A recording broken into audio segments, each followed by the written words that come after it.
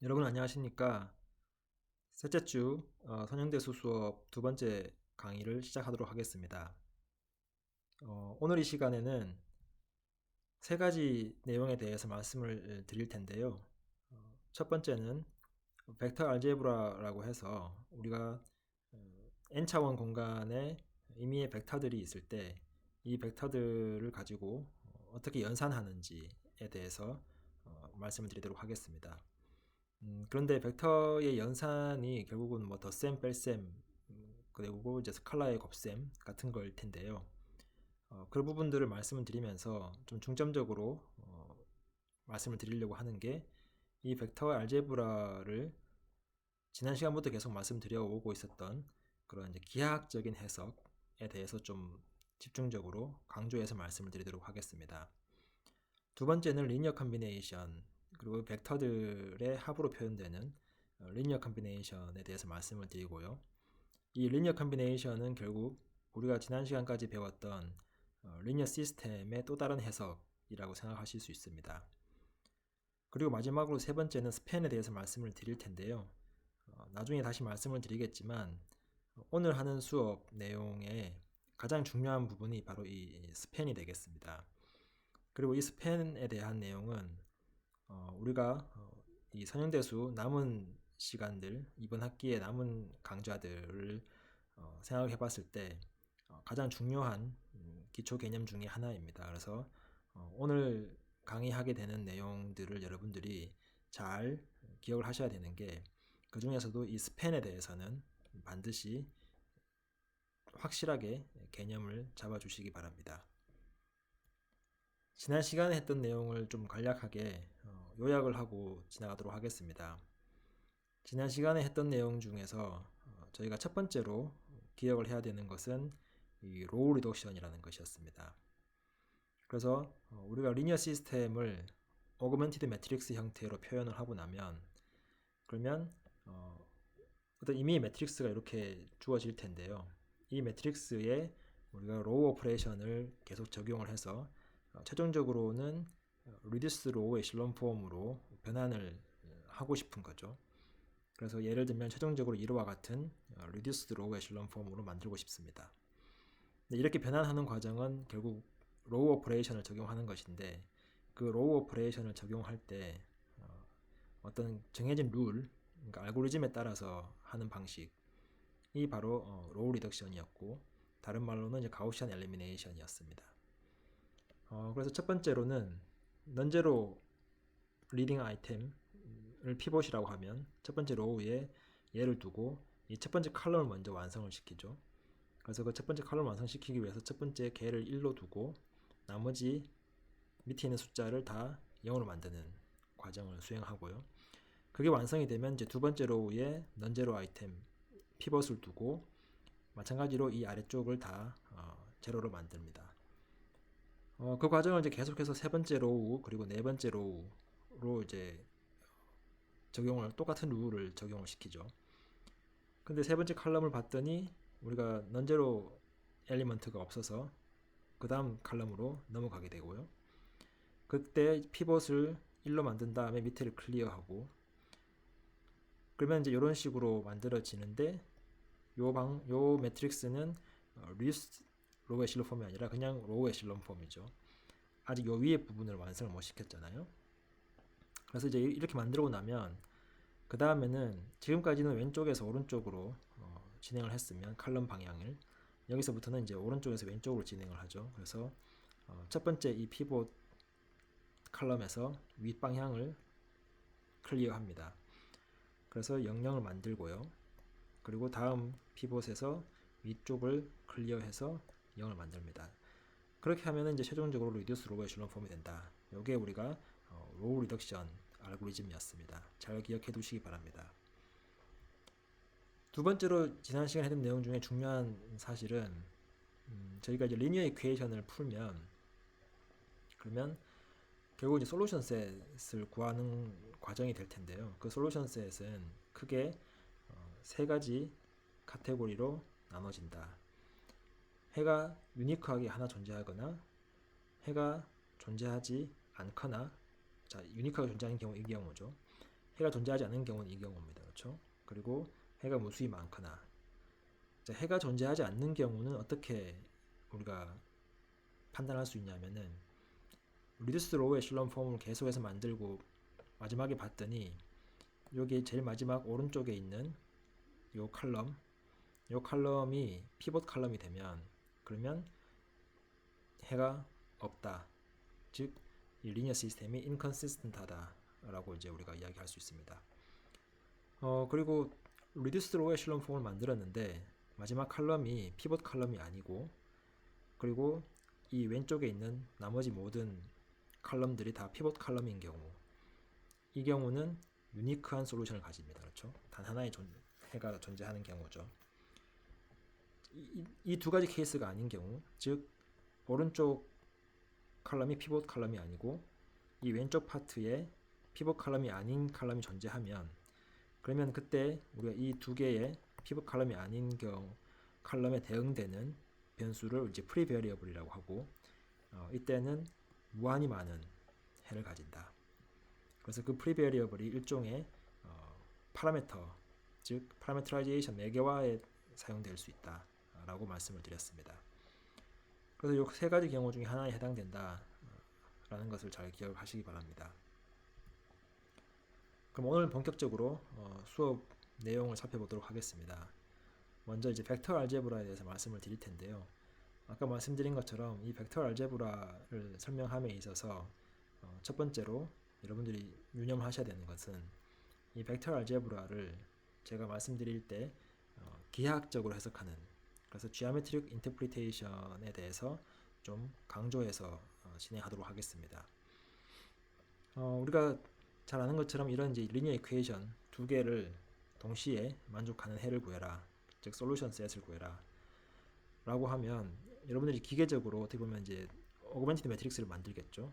1, 2, 마이너스 3, 1, 마이너스 3, 8 이렇게 해서 뭐 로우 리덕션을 해가지고 리듀스드 로우 에슐론 폼을 만들고 그러면 이제 해가 구해지는 그런 과정을 거칠 텐데 지난 시간에도 계속 말씀을 드렸지만 이렇게 해서 해를 구하는 과정이 결국 지오메트릭하게, 그러니까 기하학적으로 해석하자면 이 리니어 이퀘이션 하나의 해 집합은 변수가 두 개니까 변수가 두 개인 경우에 리니어 이퀘이션의 해 집합은 2차원 공간에서 라인에 해당되죠. 그래서 이게 이제 x, y라고 가정하면 이 첫 번째 붉은색 이퀘이션은 솔루션이 이 라인 위에 존재하는 모든 점들이 됩니다. 두 번째 푸른색 이퀘이션의 솔루션은 이 라인 위에 존재하는 모든 점들이 해당되죠.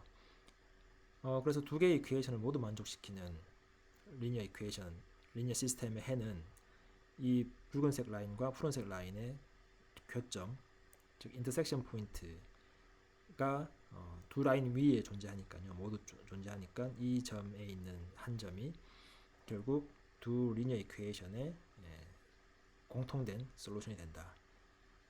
그래서 기하학적으로 해석해봐라 라고 하면 2차원 공간에서 이 리니어 이퀘이션 하나의 솔루션은 라인에 대응되니까 두 이퀘이션의 공통된 해는 두 라인의 교점이 된다 라는 것입니다.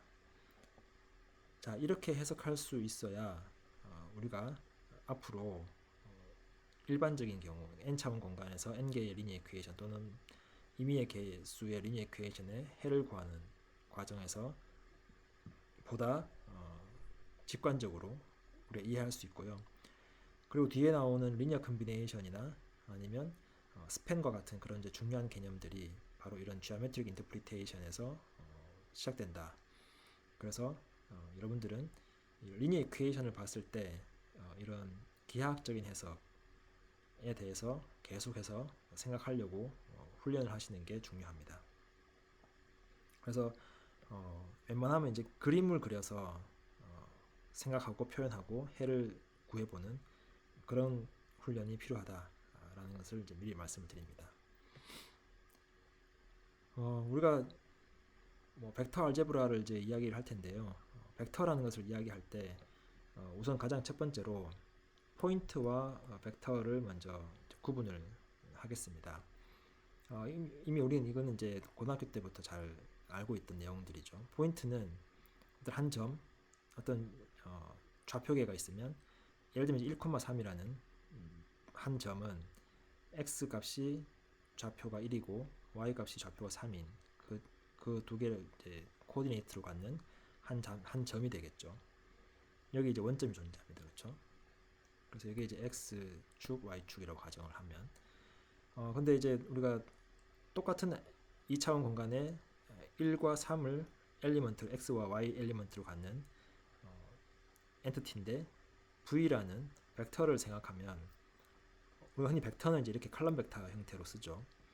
벡터 1,3은 그러면 x축으로 크기가 1이고 y축으로 크기가 3인 그런 엘리먼트를 갖는 이런 한 벡터를 우리가 생각합니다. 그래서 우리가 잘 알고 있는 것처럼 벡터와 포인트는 똑같이 1 그리고 3이라는 좌표 또는 이제 n차원 공간의 엘리먼트로 표현되지만 벡터는 크기와 방향이 있죠. 그래서 우리가 늘 생각하는 크기, 방향 두 가지를 가지고 있는 게 벡터다. 포인트는 반대로 그냥 하나의 피지컬한 점이지 크기나 방향이 존재하지 않죠. 그래서 그 두 개의 차이가 여러분들 잘 기억을 하시고요. 왜 두 개를 그러면은 우리가 구분해야 되느냐 라고 생각을 할 수 있는데요. 벡터가 사실은 여러분들 앞으로 이제 벡터 알제브라, 벡터 캘큘러스를 함에 있어서 그냥 중요한 컨셉이고요.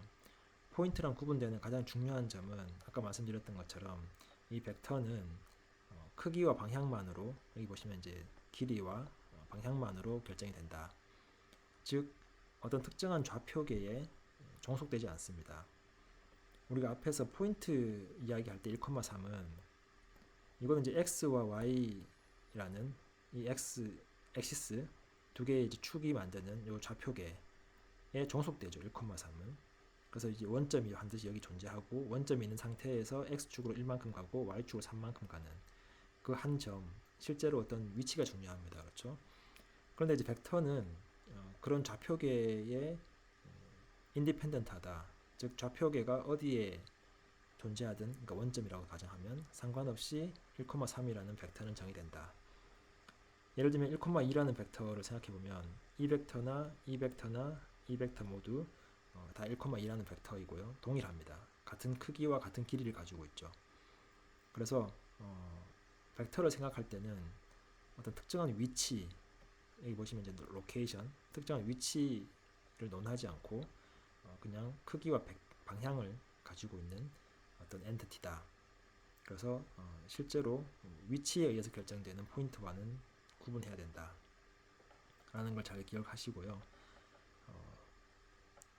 그렇지만 이제 대부분 어떤 벡터를 우리가 흔히 1,2라는 벡터를 이야기할 때 특별히 다른 언급이 없으면 그러면 이 1,2 벡터의 시작점, 예를 들면 이 점이라고 가정하면 이 점은 원점이다 라고 우리가 흔히 이제 생각을 할 수 있습니다. 그러나 아까 말씀드린 것처럼 벡터라는 것은 크기와 방향을 가지고 있는 엔티티이고 좌표계에 종속되지 않는다 라고 생각하시면 됩니다. 몇 가지 중요한 벡터 알제브라 벡터 이제 연산을 볼 텐데요. 뭐 우리가 잘 알고 있듯이 두 개의 벡터의 합은 그냥 엘리먼트끼리 더하는 것입니다. 그렇죠?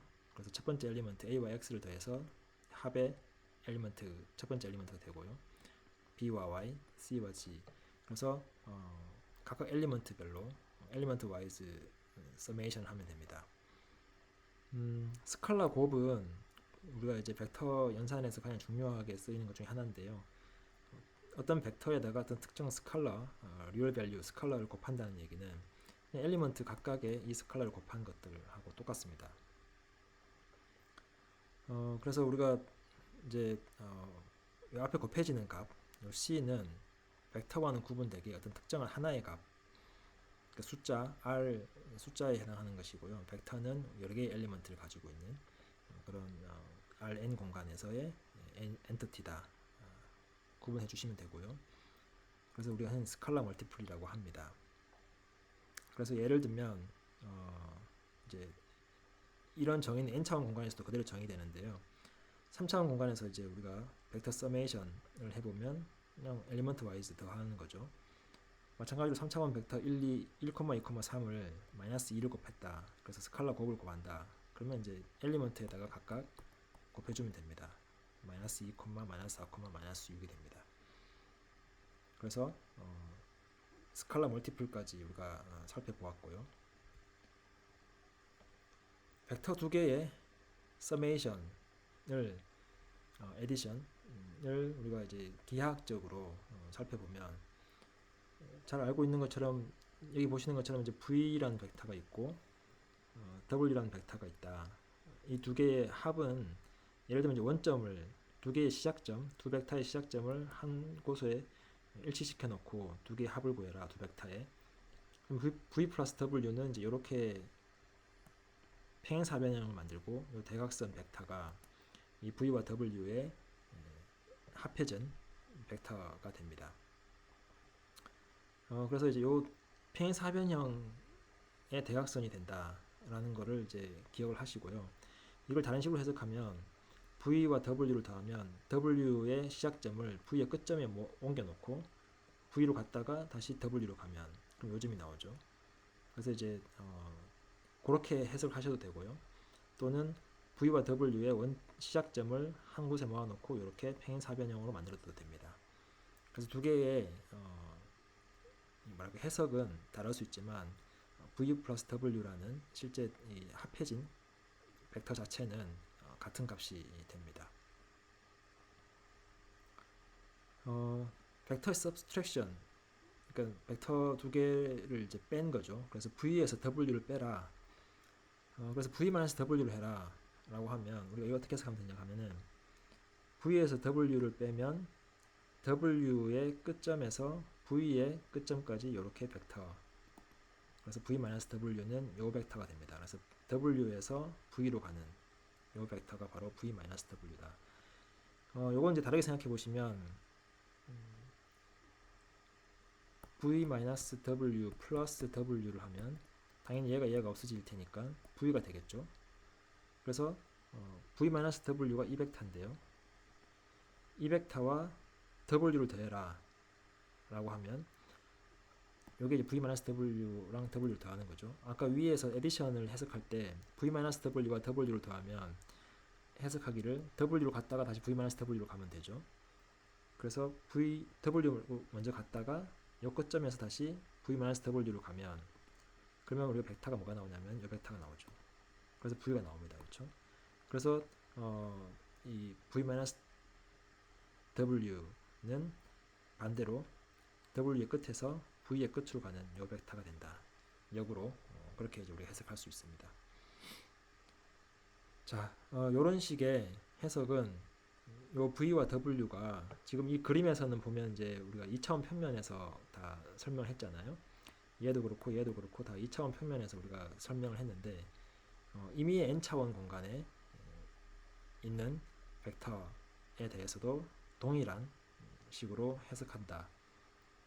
그래서 여기 그림에 보시면 3차원 공간에서 두 벡터를 생각을 할 수 있는데요. 3차원 공간에 놓여 있는 V와 W의 벡터의 합은 마찬가지로 그 3차원 공간에서 이 V와 W를 그대로 평행사변형을 만들어서 이렇게 대각선이 되고요. 디퍼런스 V-W도 마찬가지로 여기서 이렇게 가는 벡터가 됩니다. 그래서 이제 3차원 공간에서도 마찬가지고 n차원 공간에서도 여전히 똑같은 식으로 해석하면 된다. 그래서 우리가 이 스칼라를 곱했다 벡터에다가, 그리고 두 벡터를 더했다, 그리고 두 벡터의 디퍼런스 차이를 구한다. 이 모든 것들은 다 2차원뿐만 아니라 n차원 공간에서도 자연스럽게 확장이 된다. 그리고 그거를 기하학적으로 해석할 수 있어야 된다 라는 말씀을 드렸습니다.